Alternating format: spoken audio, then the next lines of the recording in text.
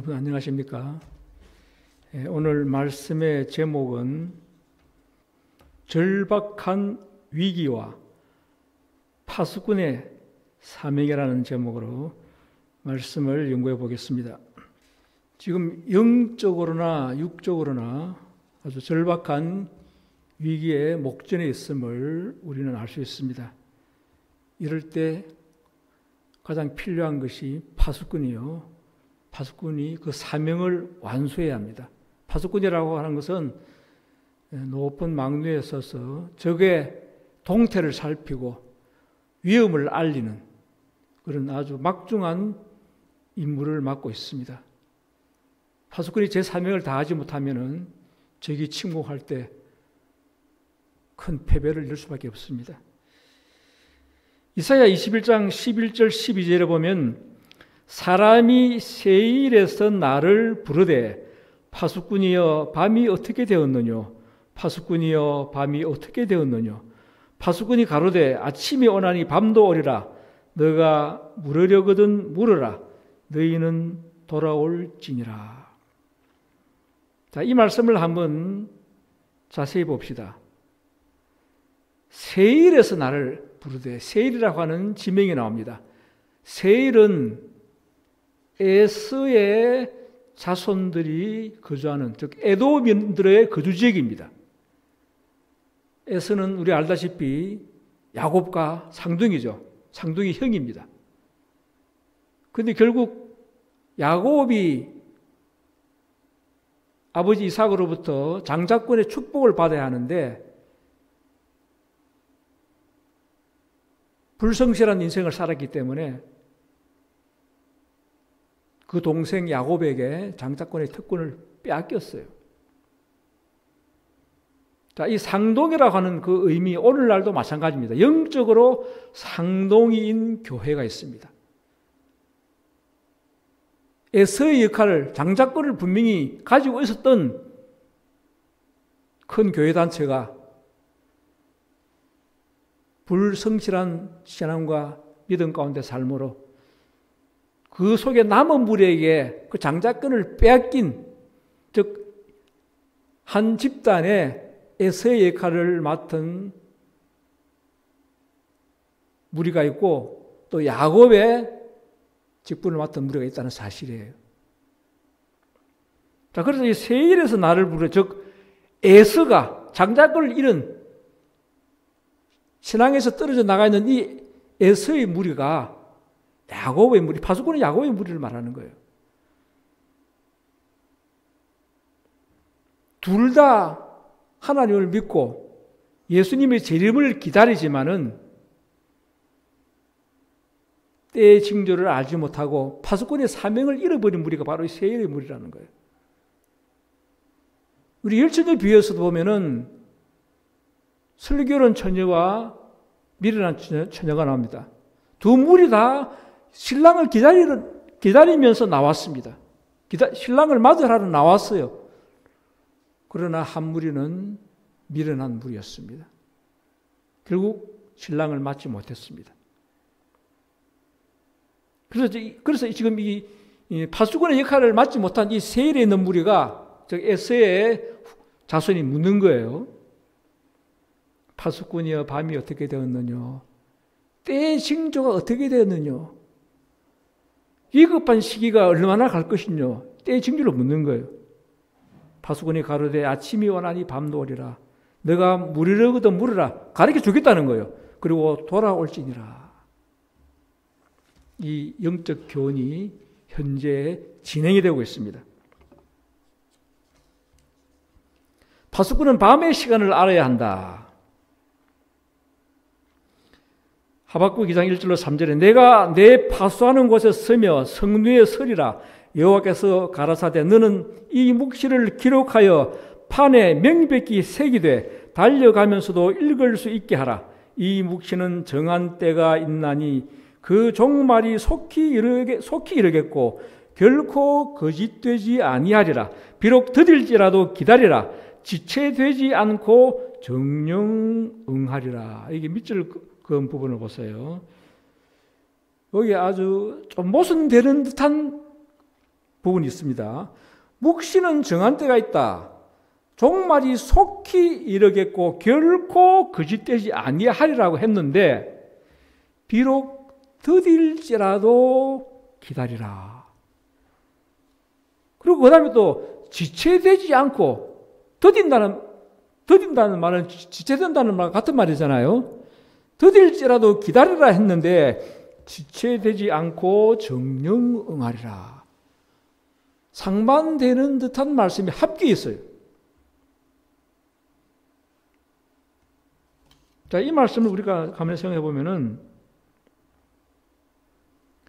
하나님께서 분명하게 계획하고 기록해 놓으신 계산법이 있고 우리 믿노라는 우리 인생들이 판단하는 계산법이 차이가 있다는 거예요.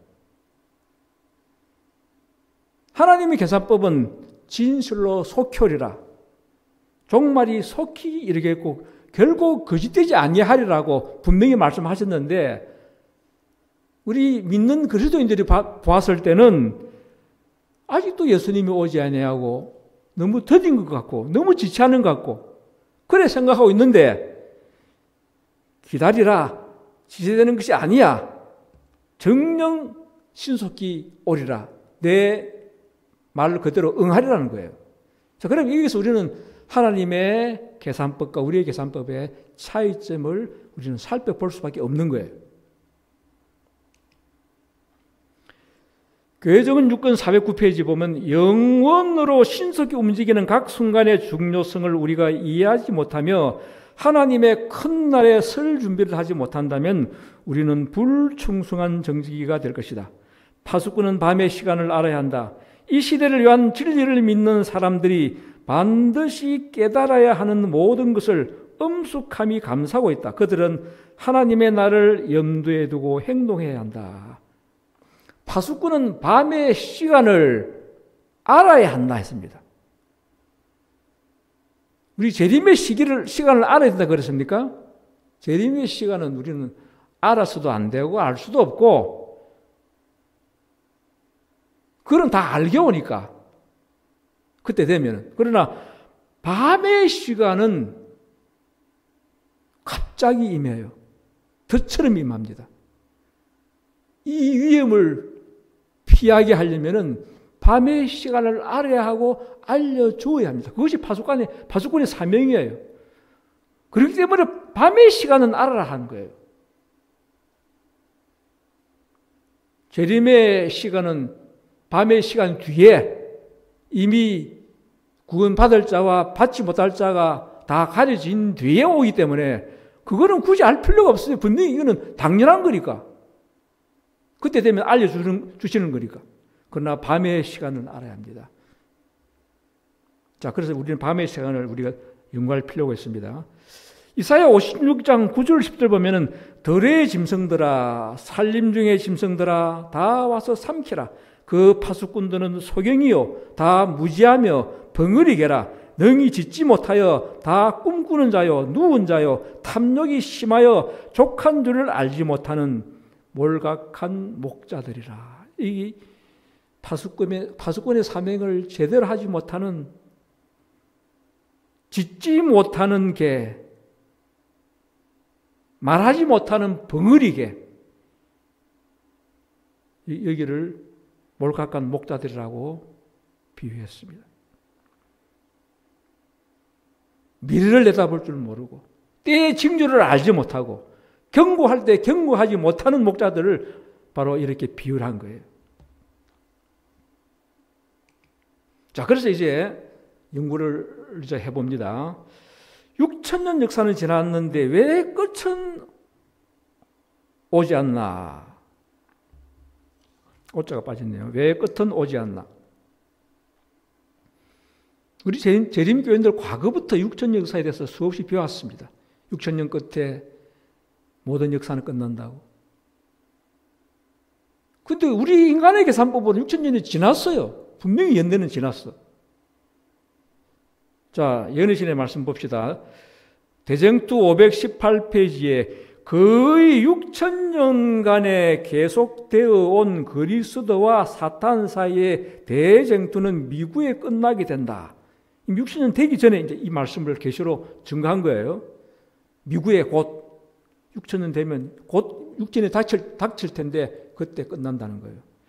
그 다음에 659페이지에는 6,000년간 사탄의 반역 행위는 땅을 진동시켰다. 그는 6,000년간 하나님의 백성들을 그의 감옥에 가두어두었다. 1,000년간 사탄은 그 황폐한 땅에서 방황하며 그가 하나님의 율법을 거스려 반역한 결과를 바라본다. 여기도 6,000년사 분명히 나오잖아요. 6,000년간 사탄의 반역 행위는 땅을 진동시켰다. 6,000년간 하나님의 백성을 그의 감옥에 가두어두었다. 죄 가운데 가두어두었다는 거예요. 그 다음에 이제 우리가 구원받은 뒤에 1,000년 왕국, 1,000년 나오잖아요. 그래서 이 지구 역사는 7,000년 역사예요. 우리 죄의 역사는 6,000년으로 끝납니다. 근데 많은 사람들이 6,000년 그 계산이 잘못될 수 있어요. 왜냐하면 구약 시대에 그 연대 계산하는 것은 100년, 200년 차이가 있을 수 있어. 이렇게 말하는 사람들이 있습니다. 근데 이 말씀 보면 그게 아니에요. 가렙 뽑은 기별 1권 38페이지 보면 하나님의 아들께서는 자신을 낮추셔서 인류가 에덴 동산을 떠나 4,000년 동안 유리방황하며 본래의 순결과 정직에서 떠난 그 인성을 친히 서셨다. 여기서 그리스도께서는 아담이 에덴 본향에 빛을 등진 지 4,000년이 된 그때 죄인들을 대신하여 시험을 이기셨다. 여기 4,000년이 나오죠. 인류가 범죄한 선악과를 따먹은 뒤에 에덴 동산을 떠나서 4,000년 동안 유리방황하며 바로 4,000년 끝에 예수님 오신 거예요. 자, 그래서 여기서 우리가 좀 세세하게 볼 것이 대쟁투의 6,000년이에요. 대쟁투의 선과 악이 싸우는 6,000년. 그게 6,000년이라는 거예요. 에덴 동산을 떠나 4,000년 동안 했거든요. 그럼 에덴 동산을 떠나기 전에 평안시기, 그거는 6,000년에 포함이 안 된다는 걸 우리가 여기서 추론해 볼 수 있습니다. 제가 과거 몇 년 전에도 여기에 대한 말씀을 언급한 적이 있는데 제가 다시 연구를 하면서 제가 또 못 깨달은 걸 제가 또 발견했기 때문에 오늘 이 말씀을 다시 올리게 됐습니다.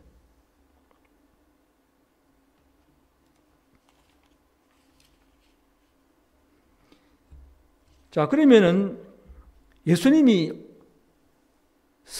언제 오셨습니까? 연대로. BC 4년이죠. 그거는 이미 증명되어 있는 거니까. 연대적으로. BC 4년에 초림하셨습니다.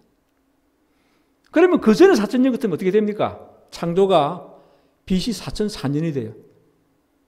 이것도 이미 교계에서는 이미 확정된 겁니다.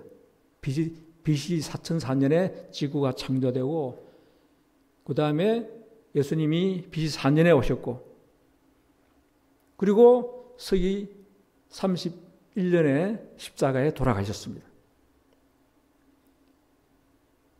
저 그럼 6,000년 역사가 언제 끝나는 거예요? 4,004년에서 6,000년을 계산하면 어떻게 됩니까? 1996년이 됩니다. 그 6,000년 끝이에요.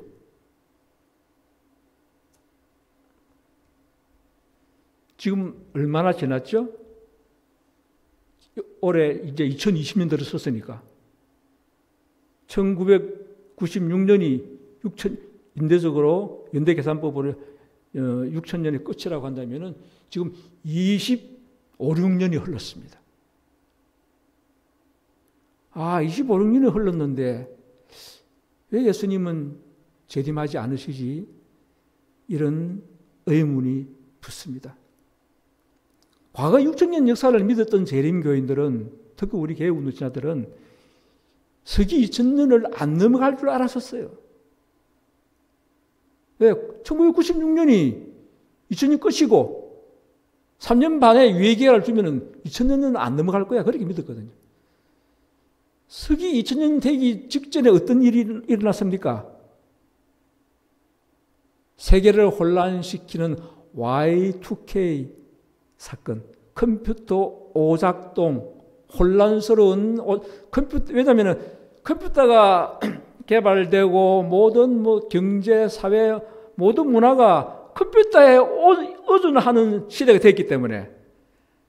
그런데 컴퓨터에는 연대계산법에서 1900년대 첫 앞 두 자리 19로 딱 기록되어 있거든요. 그 뒷자리 두 개만 계속 바꿔왔어요.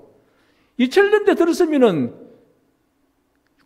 뒤에 2000년이나 1900년이나 같이 돼버리니까 1900년도 돌아가 버리니까 연대에 완전 혼란이 오는 거예요.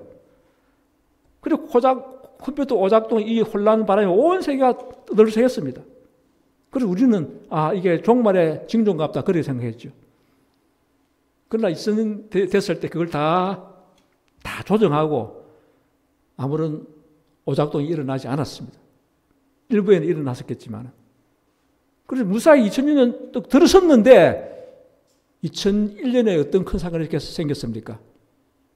미국의 상둥이 빌딩, 이슬람권의 테러 조직에 해가지고 비행기로 그 거대한 빌딩 두 개가 폭파되어 버렸습니다. 무기 큰 혼란이 났었어요. 그때 우리 또 하나 또 위기를 생각했고, 전쟁의 위기를 우리는 직감해서 할 수 있었습니다. 그래서 그 테러의 수장 빈 라덴을 미국에서 찾아내 사살하지 않았습니까? 이제 그로부터 이제 25년이 또 흐른 거예요. 지금 돌아가는 정세는 위기가 고조되어 있고 여러 가지로 지금 절박함은 느낍니다. 자, 그런데 문제는 분명히 진실로 속히 오리라 그러는데 우리의 계산법으로는 드디어 오는 것처럼 보인단 말이에요. 그래서 방금 제가 얘기했던 대쟁투 6천년이니까 선과 악이 싸우지 않았던 평화 시기, 그걸 계산해 하자는 거예요. 예를 들어서 축구 시합을 보면은 전반전 45분, 후반전 45분입니다. 전반전 45분, 또 후반전 45분 그 사이에 선수가 넘어지고 시합이 지체되는 그 시간을 연장하지 않습니까? 몇 분간 더 연장을 하거든요. 5분 될 때도 있고 10분이 될 때도 있고. 그래서 축구 시합을 전체를 다 채웁니다. 45분 그 사이에 그 지체된 그 시간은 넣지 않습니다. 이 지구의 대쟁도 마찬가지예요. 구약시대의 4000년, 이 전반전이에요. 신약시대의 2000년 후반전이에요. 6000년인데 그 사이에 선악과의 대쟁투가 일어나지 않았던 평화의 시기, 그 시기를 우리가 찾아내야 된다는 거예요. 그런데 하나님께서는 기가 막히게 그 부분만 딱 감추셨어요. 성경을 연구해 보면은. 자, 봅시다. 대쟁투 6000년에 포함되지 않은 평화의 시기, 첫 번째, 감추어진 낙원에서의 평화 기간. 아담 하와가 창조되고 바로 선악과 따먹었나요? 자, 아담과 하와를 창조할 때 탁월한 글작품이었습니다. 어느 예술가가 아주 멋진 예술 작품을 만드는데 잘 만들어놓고 금방 깨뜨려버리면 그 실패작이잖아요. 하나님은 실패작을 만들지 않으셨습니다. 아주 글작품을, 탁월한 글작품, 아담과 하와라는 두 인간을 창조하셨습니다. 그런데 세월이 좀 흘렀어요. 흐른 뒤에 그들 스스로가 범죄한 거예요. 자, 그래서 그들이 선악과를 따먹기 전까지의 그 세월이 얼마나 흘렀을까? 자, 우리가 추론적으로 한번 연구해 봅니다. 부조 선지자 50페이지.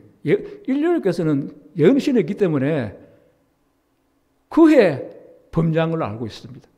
그들은 성경을 예언의 신에 의존해서 해석할 줄 모르기 때문에. 그러나 재림 교회는 다행히도 이렇게 세세하게 예언의 신을 주셔서 그 당시의 상황을 다 그린 것을 우리가 볼 수 있게 하십니다. 부조 10페이지에 그 순결한 부분은 전지하신 창조주에게서 교육을 받는 학생이었다. 그들은 천사들의 방문을 받았으며 나무와 꽃과 잎의 친구가 되어 그것들의 생명의 오묘를 연구하였다. 바다에서 노는 큰 리오야단으로부터 햇빛 가운데 날아다니는 먼지처럼 작은 곤충에 이르기까지 아담은 모든 동물의 성질과 습관들을 잘 알고 있었다. 하늘에 질서 있게 운행하는 무수한 천체, 빛과 소리와 주야의 신비, 이 모든 것이 연구하도록 개방되었다. 삼림의 모든 나무의 잎에나 산에 있는 돌마다에 빛나는 모든 별에 땅과 공기와 하늘에 그들은 항상 어떤 재미있는 것을 발견하였으며 그것은 창조주께 대한 더욱 깊은 새로운 감사를 표시할 수 있게 하였다. 그들이 창조받은 뒤에 그냥 놀고 지낸 게 아니에요. 천사들을 통하여 그들은 공부를 했습니다. 천진계 속에서 하나하나 한 작은 미물로부터 모든 식물과 모든 동물과 우주의 별까지 그들은 모든 것을 완벽하게 공부했다는 거예요. 세월이 흘렀죠. 거의 금방 그게 몇 달 만에 펴지는 겁니까? 아담은 바로 만물 박사가 되었습니다. 여기서 이 말씀 속에서 우리가 추론해 볼 수 있습니다. 그런데 그들이 어느 정도 세월이 흐른 뒤에 범죄한 거예요.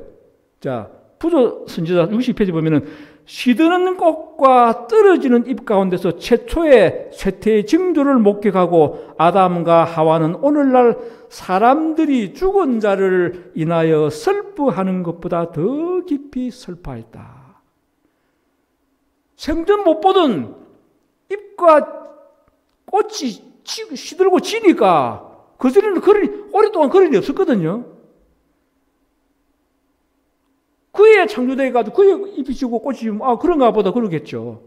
그런데 열흘 동안 하늘도 가도 꽃이 싱싱하고 잎도 싱싱하고 뒤에가 가도 새해가 가도 아무렇지 않던 그 살아있는 생생하던 잎과 꽃이 시들고 지니까 그 슬픔이 자기 가족 부모가 돌아가신 것보다 더 슬피 울었다는 거예요.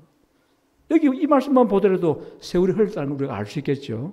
그가 천사의 방문을 통하여 온 우주 만물을 연구하는 것도 하는데도 세월이 여러 해 걸렸을 테고 이 경험도 역시 여러 해 세월이 흘렀다는 것을 우리에게 시사해 주고 있는 겁니다.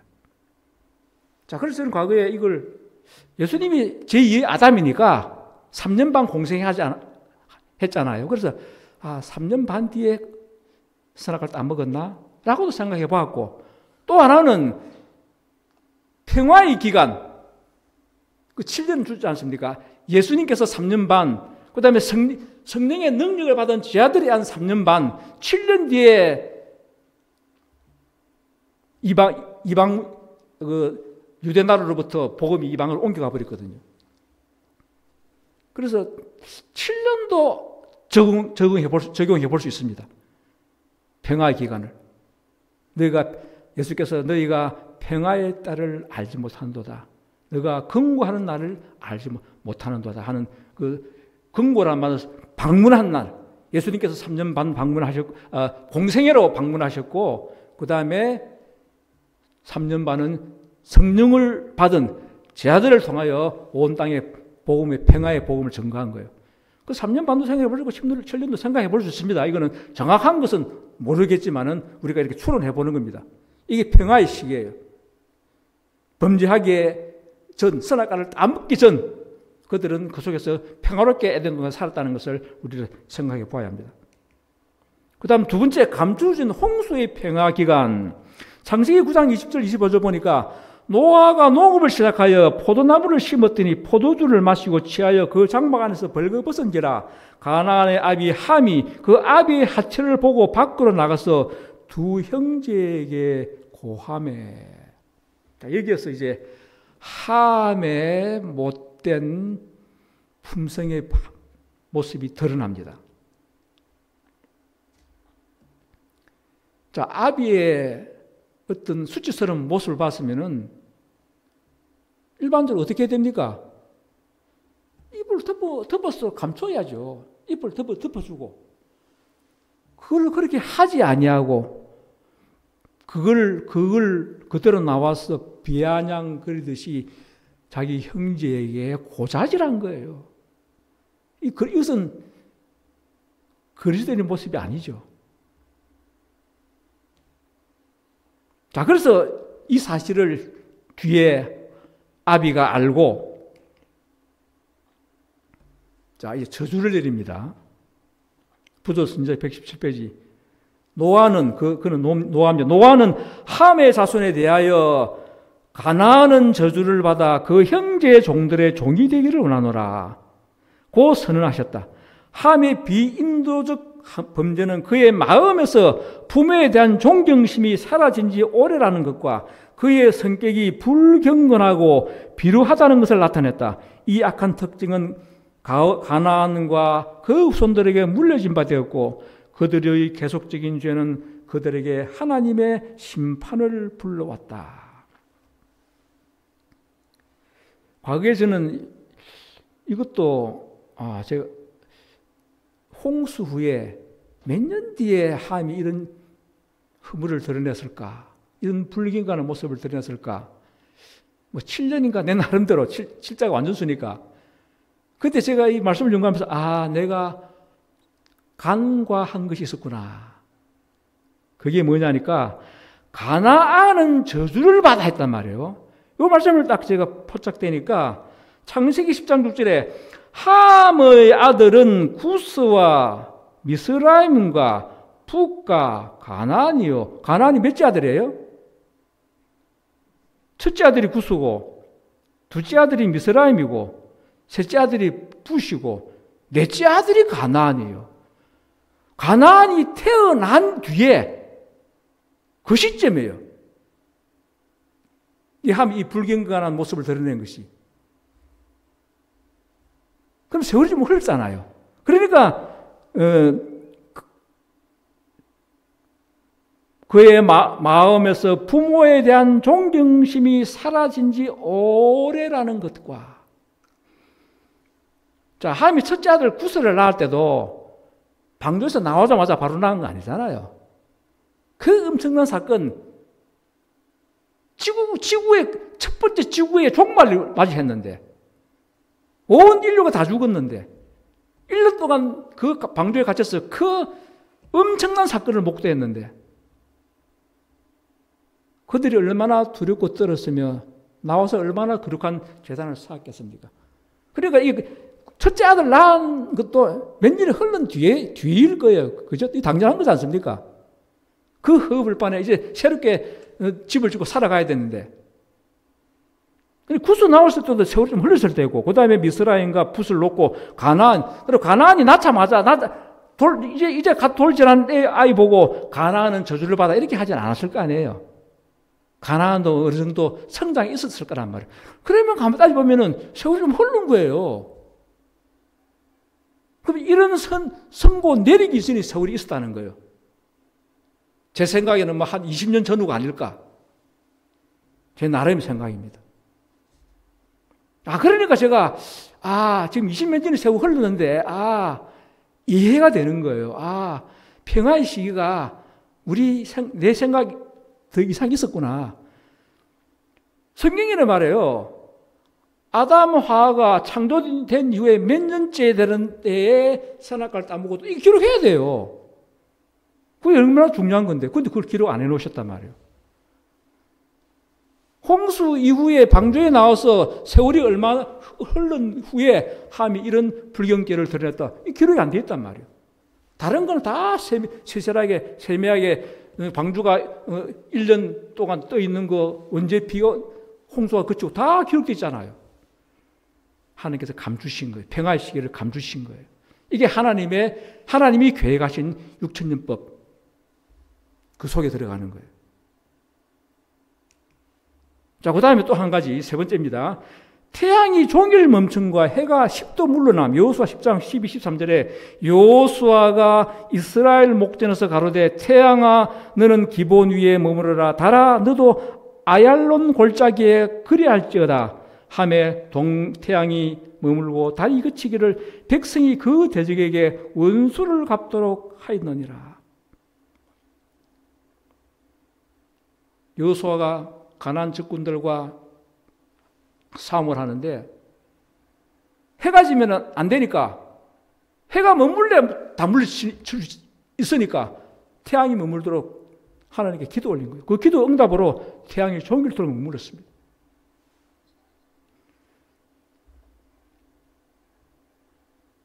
그런데 우리가 봤을 때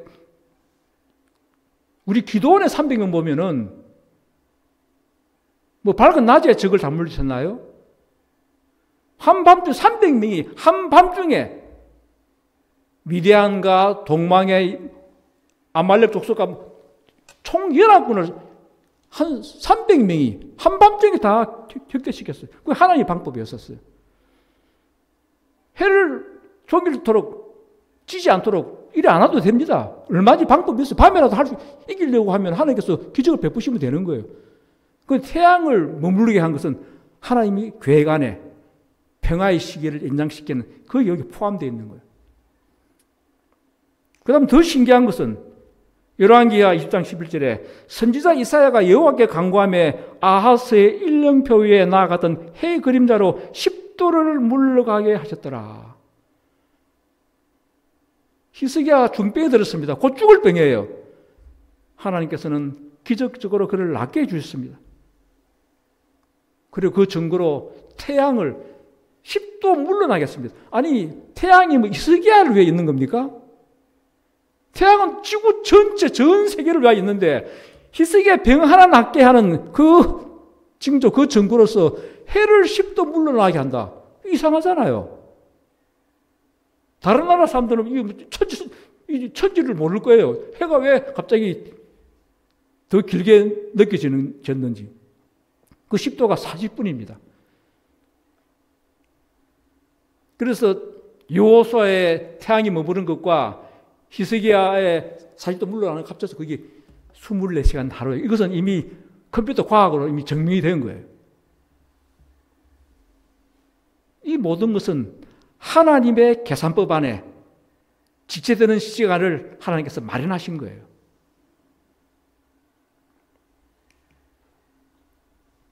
자, 네 번째, 지체되는 시간은 옥석을 가려낸다.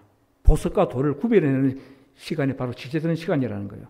교회적인 1권 53페이지 보면은 우리는 하나님께서 당신의 지혜로 당신의 백성들이 실망을 당하도록 계획하신 것을 분명히 믿는데 그 실망이 주님의 오심을 고대하고 기뻐하느라고 공언하는 자들의 마음 상태를 나타내고 참된 성품을 개발시키는 데 매우 적합하였다. 하나님의 심판의 진노가 두려워서 셋째 선사의 기별을 받아들인 자들은 이제 그들의 참모습이 그대로 나타났다. 실망 가운데 빠진 자들은 흑암 가운데 오래 버려둔 바 되지 않았다. 왜냐하면 열렬한 기도로 예언의 필적을 따라 지체되는 시간이 확인되었기 때문이다. 그리스도의 오심에 대한 절구은 기대 때문에 이상에 있어서의 분명한 지체 기간을 계산에 넣지 않았기 때문에 슬픔과 예기치 않은 놀라움이 있었다. 그러나 바로 이와 같은 지체는 진리를 진정으로 믿는 자들을 성장하게 하고 강하게 하기 위하여 필요하였다. 이 기별과 관련하여 밤중 소리가 주어졌다. 자, 새 천사의 기별에서 첫째 천사의 기별에서는 예수님의 재림이 1843년 봄에 올 것으로 믿고 그들이 운동을 했습니다. 그런데 그것이 또 바뀌었어요. 계산이 틀려가지고 1844년 봄으로 바꿨습니다. 두 번째 또 바꿨어요. 1844년 가을 10월 22일에 재림하는 걸로. 물론 실제 재림은 안 하고 지성도 들어가는 기간이지만 그 계산법은 이렇게 두 번이 더 번복이 된 거예요. 근데 하나님께서 그렇게 섭리하셨다는 거예요. 그 지체되는 기간 동안에 재림회 운동에 가담했던 자들이 이거 엉터리야. 봐. 잘못돼서 하고 다 물러갔다는 거예요. 단지 심판의 두려움 때문에 가담했던 자들은 그때 내가 심판의 시기가 나타나지 않으니까 다 물러갔다는 거예요. 지체되는 기간은 옥석을 구별해내는 기간이었다는 거예요. 지금 육천 역사가 지나가니까 많은 재림교인들이 지금 세속화되고 있어요. 육천 역사는 아예 믿지도 않아요. 목사들도 아직 그에 대해서는 전혀 언급도 하지 않습니다. 할 말이 없거든요. 지금이 옥석을 가려내는 시기입니다. 6천년에 숨어있는 이 지체된 기간 모르니까. 그러나 하나님은 분명히 6천년 기간을 주셨습니다. 그래서 우리는 이 지체되는 기간 동안에 그래도 우리는 분명히 하나님은 진실로 속히 오리라 하셨기 때문에 우리는 믿는 마음으로 우리는 말씀을 연구해야 돼요. 왜 지체하는지 말씀을 연구해야 되는 거예요. 자, 우리의 기별도 밤중소리입니다. 이미 첫째, 둘째 순살의 기별 속에 나타나는 그 밤중소리가 지금 다시 반복되고 있습니다. 지체되는 기간도 역시 그 교훈은 지금 그대로 재현되고 있는 거예요. 다섯 번째, 점점 고조되고 있는 위기. 누가복음 21장 11절에 첫째 큰 지진과 기근과 온역이 있겠고 또 무서운 일과 하늘로서 큰 징조들이 있으리라. 이미 진행되고 있죠. 지진이 점점 곳곳에서 지금 지진들이 일어나고 있습니다. 오늘 아침인가 어제도 중국에 5.5도 지진이 났다고 뉴스를 보고 왔습니다. 자, 온역. 코로나 온역이잖아요. 온 세계를 휩쓸고 있습니다. 지금 3년째 들어가고 있습니다. 우리 평생에 이런 경험 있었나요? 이렇게 마스크 쓰고 몇 년 동안 살아오는 이런 적이 있었나요? 지금 확진자가 뭐 2억이 넘었나요? 지금까지 사망자가 500만 명이 넘었을 거예요.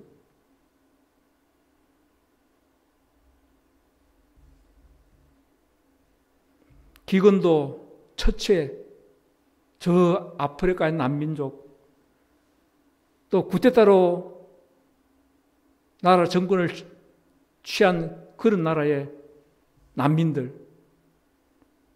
우리는 거기에만 지금 우리는 경제적으로 그래도 우리는 참 잘 사는 나라예요. 그러나 모든 세계가 또 기근에 빠질 때가 올 것입니다. 지금 이 코로나로 인해 가지고 모든 업무가 마비되니까 따라오게 되어 있는 겁니다. 시편 119편 126절에 저희가 주의 법을 폐하여 사오니 지금은 여호와의 일하실 때입니다.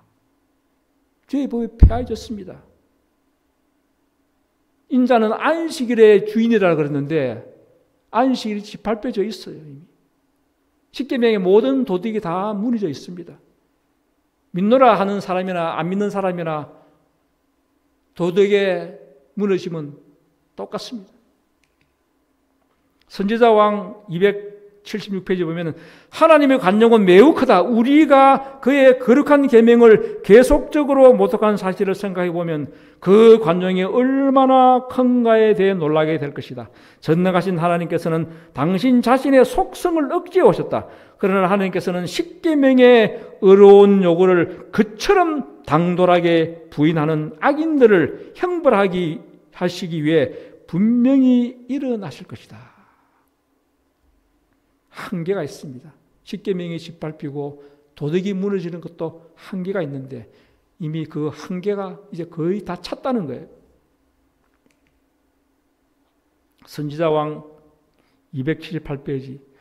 오늘날 이 지구상에 사는 거민들에게 주시는 하나님의 기별은 너희도 예비하고 있으라 생각지 않은 때에 인자가 오리라. 는 기별이다. 사회, 특히 열국의 대도시에 만연하는 온갖 상태들이 하나님이 심판하실 시간이 이르렀고 만물의 종말이 가까이 이르렀음을 우레와 같은 소리로 선포하고 있다. 이는 은혜의 천사가 회개하지 않은 사람들을 보호하기 위하여 오래 머물러 있을 수 없기 때문이다. 회개할 사람도 없고 더 이상 진리를 믿을 사람이 없는데 세월이 오래 갈 이유가 없지 않습니까? 지금 이렇게 지체되는 이 모습 속에 이 세상 사람들이 얼마나 자꾸 태어나는데 있는 사람들도 안 믿는 자꾸 태어나면 뭐예요? 부모들이 안 믿는데 이미 믿고 있는 사람들 가운데서 알곡을 가려내야 되는데 이 알곡과 가라지 구별하는데 이 알곡이 분명한 알곡이 아직 안 되어 있기 때문에 그것 때문에 지체되는 듯한 이 시기가 우리에게 주어진 거예요. 우리 때문에 예수님의 재림이 늦어지고 있는 것입니다. 리벤드 헤럴드 1893년도 22페이지 보면은 전 세계가 제7일 안식일 예수 재림 교인들에 대한 원한으로 들끓을 것이다. 왜냐하면 그들은 즉 그리스도의 세력의 제도인 일요일을 존중하므로 법안권의 충성을 명락하지 아니할 것이기 때문이다. 그의 재상권을 방해받지 않기 위하여 그들을 세상에서 멸절시키는 것이 사탄의 목적이다. 전 세계가 제7일 안식일 예수 재림 교인들에 대한 원한으로 들끓을 것이다. 왜? 일요일 법과 하나님의 안식일 법이 서로 배치되기 때문입니다. 자, 이 말씀 보면은 제7일 안식일 재림교회는 큰 어려움을 당해요. 그렇다고 제7일 안식일 예수 재림교회 다 구원받는 건 아니에요.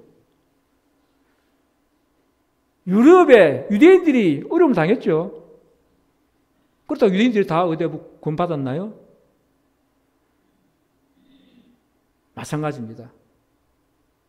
안식일 재림교회 안에 남은 무리에 의해서 참으로 성령의 능력을 받은 남은 무리에 의해서 큰 외침이 외쳐지고 세상을 뒤끌게 할 때 그 세상은 안식일교회, 재림교회 전체를 다 안식일을 지키니까 다 같은 무리로 보고 미워하는 거예요. 그래서 이 세상 세력이 제7일 안식일 예수 재림교회를 멸절시키려 할 때 수많은 다수가 굴복해버립니다. 목숨을 건지 하니까. 여기서 남은 무리와 확연하게 구별되는 거예요.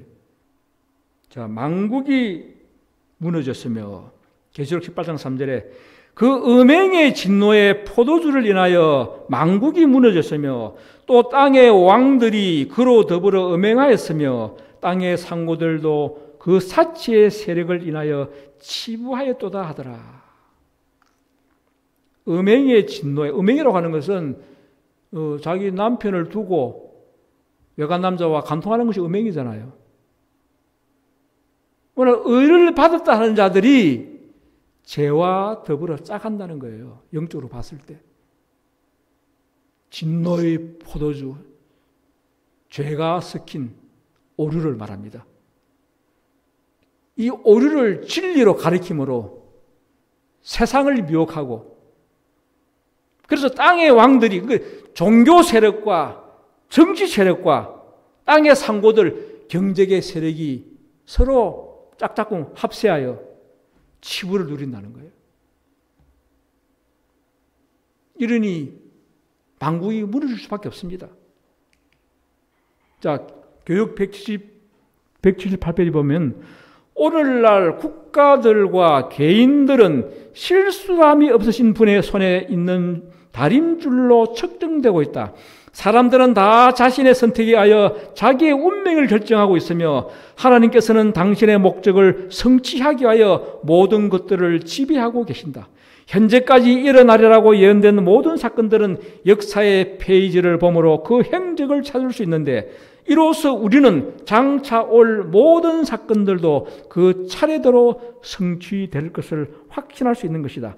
이 세상의 모든 통치권이 결국은 붕괴된다는 것이 진리의 말씀에 명백히 예언되어 있다. 이스라엘의 마지막 왕에게 하나님께서 선고를 내리실 때 주신 예언 중에는 다음과 같은 기별이 있다. 나 주 여호와가 말하노라. 관을 제하며 면류관을 벗길 것이라.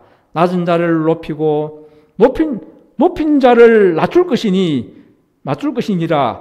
내가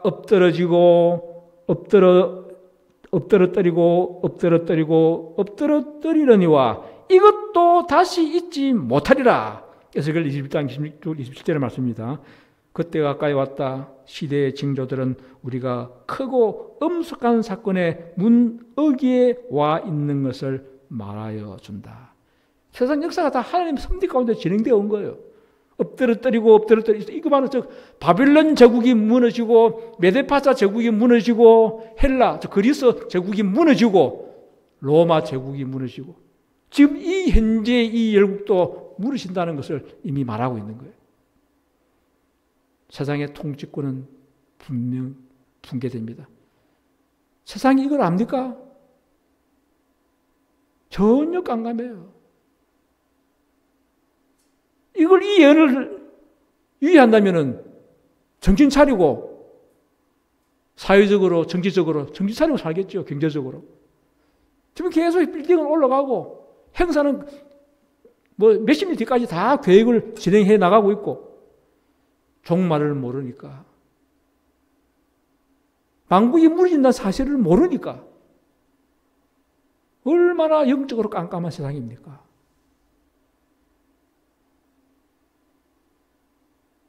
이걸 아는 우리는, 이 진리를 아는 우리는 얼마나 큰 사명을 위탁받을지 몰라요.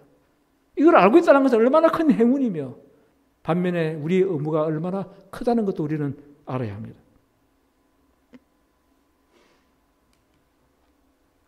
그다음 마지막 남은 성도들에 의한 최후의 경고, 복음전도 218페이지.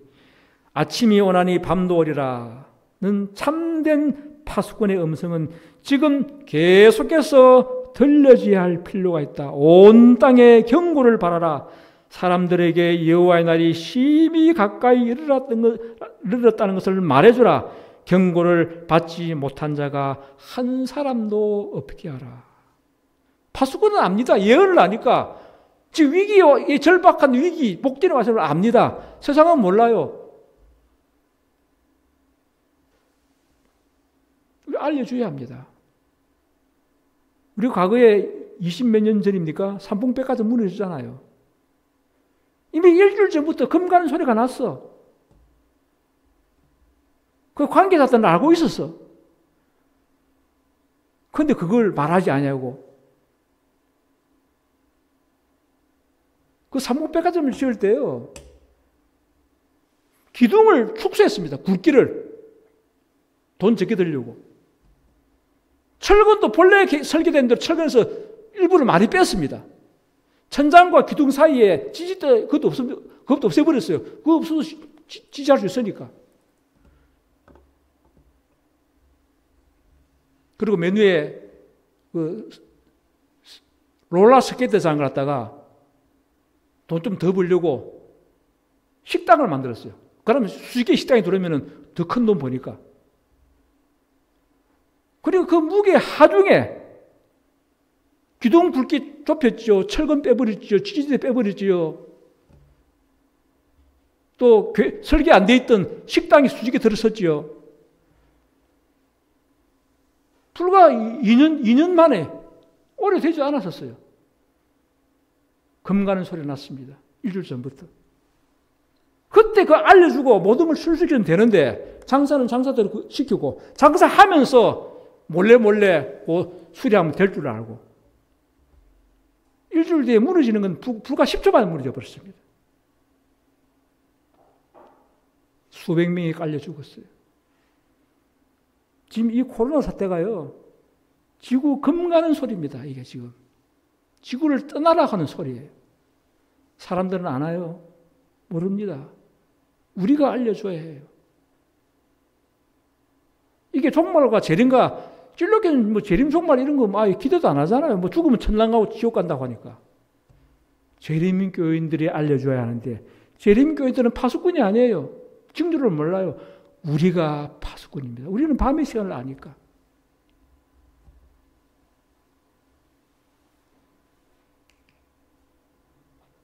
복음사역 55페이지. 그리스도께서 두 번째 오실 때가 얼마 남지 않은 이 시대도 역시 요한이 하던 바와 같은 일이 행해져야 한다. 하나님께서는 그의 큰 날에 설 수 있는 백성을 준비시킬 사람들을 부르신다. 그리스도께서 공생에 들어가시기 전에 전해진 기별은 회개하라 세리와 죄인들아, 회개하라 바리새인과 사두개인의 무리들아, 회개하라 천국이 가까웠느니라 하는 것이었다. 우리의 기별은 요한이 행한 것과 같이 단도직입적이어야 한다. 그의 생명의 위험을 무릅쓰고 하나님의 말씀을 전하기를 주저하지 않았다. 이와 같이 우리가 요한이 전한 바와 같은 기별을 전하기 위해서는 우리도 요한과 같은 영적 경험을 가져야 한다. 자, 요한은 자신의 힘으로는 이렇게 대담하게 전할 수 없었어요.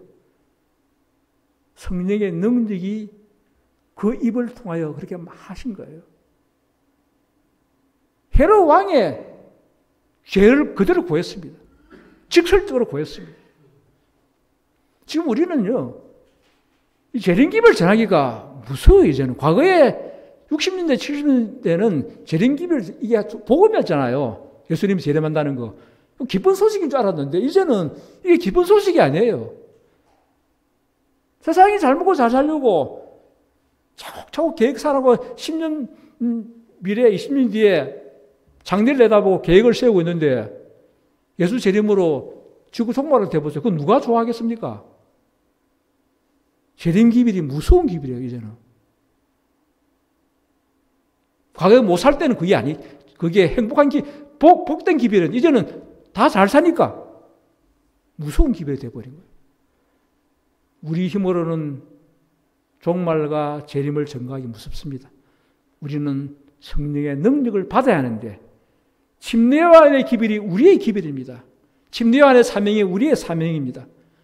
우리는 그와 같은 그 능력을 얻으려면 침례 요한과 같은 그 믿음을 경험해야 합니다. 하나님과 탄원하면서 왕 앞에서도 두려움 없이 선포할 수 있는 그런 능력이 우리에게 필요합니다.